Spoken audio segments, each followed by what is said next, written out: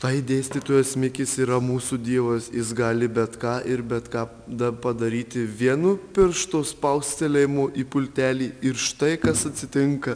Nu, štai jis gali net vienu pirštu uždaryti visus langus, gali sustabdyti, jis viską gali.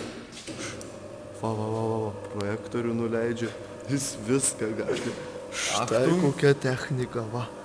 Va. Pritamsini 100%. Oi, tu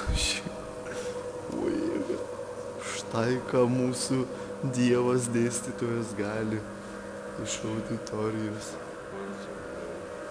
Štai, jis vienu mygtuko spustelėjimu gali pakeisti auditorijos aplinką. Kur?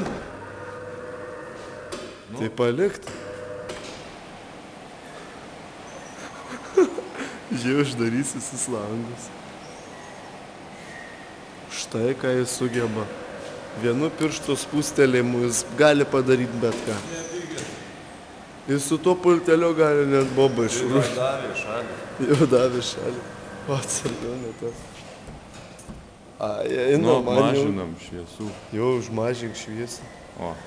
Eina, va, pultelis veikia.